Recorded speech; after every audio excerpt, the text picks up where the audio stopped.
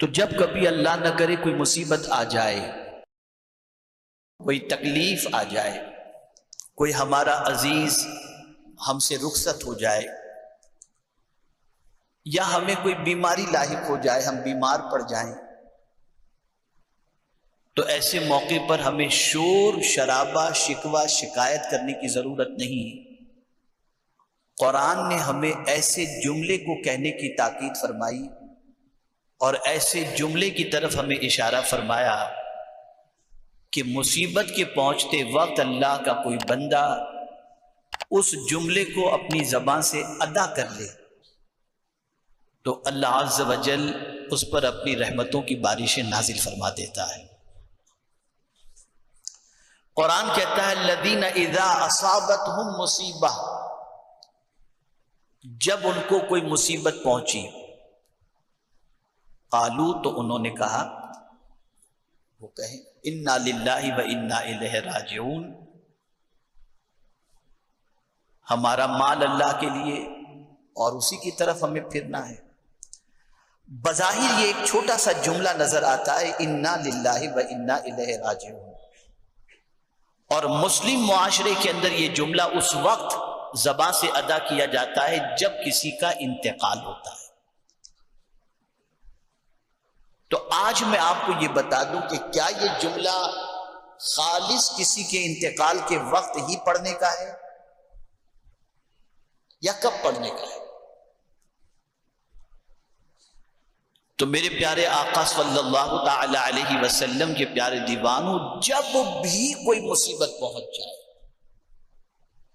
کوئی بھی مصیبت، مال چوری ہو گیا انا للہ و انا الیہ راجعون،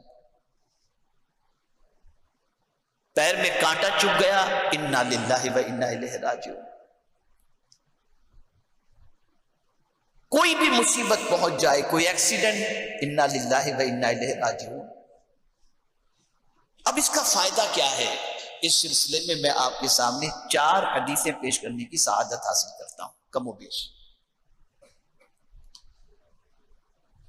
حضرت ام سلمہ ام المؤمنین، حضرت ام سلمہ رضی اللہ تعالی عنہ فرماتی ہیں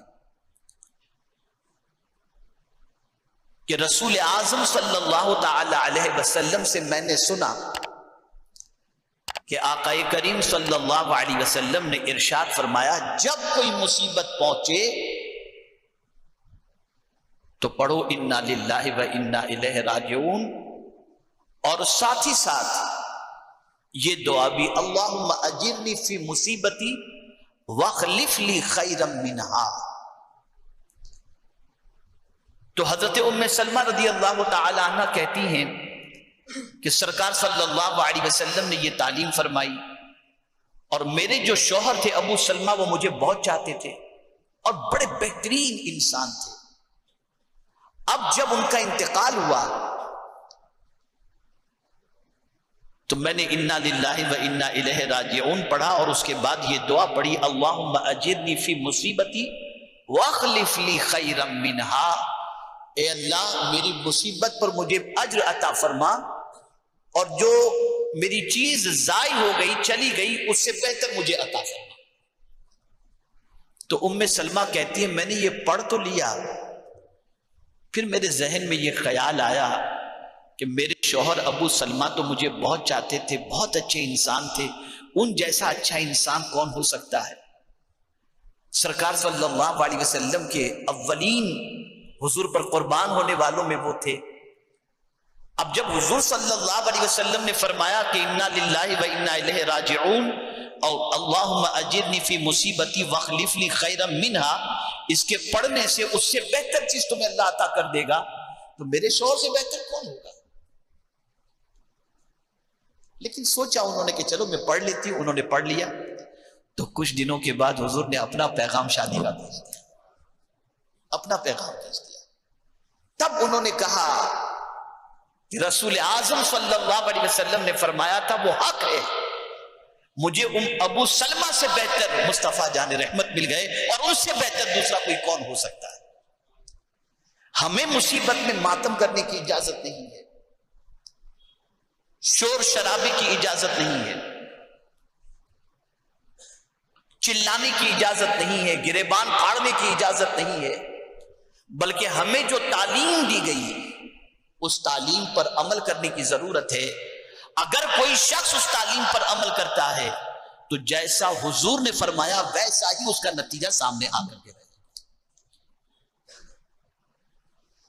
اب مصیبت آئی تھی 2 سال پہلے، دوستوں کے ساتھ بیٹھے ہیں اور پھر اس مصیبت کا ذکر چھڑ گیا۔ یار وہ کیسا ایکسیڈنٹ ہوا تھا نا، اللہ نے کیسا بچا لیا۔ اب وہ حادثے کو یاد کر کے اس وقت اگر کسی نے پڑھ لیا انا للہ و انا الیہ راجعون، تو فرمایا گیا، آقا کریم صلی اللہ علیہ وسلم ارشاد فرماتے ہیں اس کو اللہ تعالیٰ اجر و ثواب سے مالا مال فرما دے گا۔ صرف مصیبت یاد آ کر کے آئے اس وقت بھی اگر کوئی انا للہ و انا الیہ راجعون پڑھ لے تو اللہ تعالیٰ اسے ثواب سے مالا مال فرما دیتا ہے۔ اور کسی کا عزیز اس دنیا سے چلا گیا، بچے کا انتقال ہو گیا، ماں کا انتقال ہو گیا، باپ کا انتقال ہو گیا، رشتہ دار کا انتقال ہو گیا، تو عام طور پر آج ہمارے معاشرے میں یہ چیز رائج ہو چکی ہے بہت سارے علاقوں میں کہ بعض رلانے والے اور رونے والے بلائے جاتے ہیں اور ایسے جملے کہے جاتے ہیں جس سے خود بخود آنکھ سے آنسو نکلیں اور آدمی رونا دھونا، اب کیا ہوگا، یہ چلا گیا، اس کے بغیر کیسے جئیں گے، اور نہ جانے کیا کیا کہا جاتا ہے۔ اب یہ حدیث شریف آپ سماعت فرمائیں۔ آقا کریم صلی اللہ علیہ وسلم ارشاد فرماتے ہیں کہ جب کسی کا کوئی قریبی فوت ہو جاتا ہے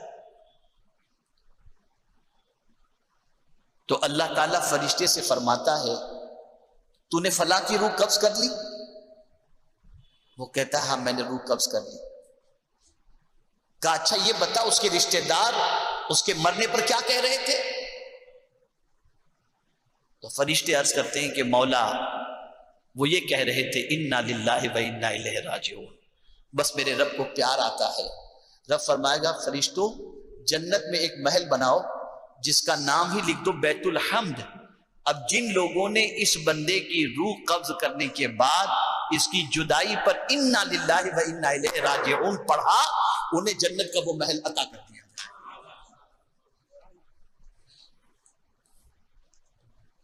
اتنے خرافات ہمارے معاشرے میں آ چکے کہ نہ خوشی میں خدا یاد رہا نہ غم میں خدا یاد رہا۔ غم میں سگریٹ یاد آ گئی، غم میں شراب یاد آ گیا، غم میں پاگل پن یاد آ گیا، غم میں ڈرگ یاد آ گیا، اور خوشی میں آپ دیکھیں تو پکچر کے اندر لگے ہوئے ناچ گانے باجے تماشے میں لگے ہوئے۔ اسلام میں خوشی اور غم دونوں کے اندر اللہ کو یاد کرنے کا حکم تھا۔ ناظرین اکرام، اسی طرح کے اور واقعات اور بیانات سننے کے لیے چینل کو سبسکرائب کریں، بیل آئیکن کو دبائیں تاکہ اگلے آنے والے ویڈیو کا نوٹیفیکیشن ترنت آپ کے پاس پہنچ جائے۔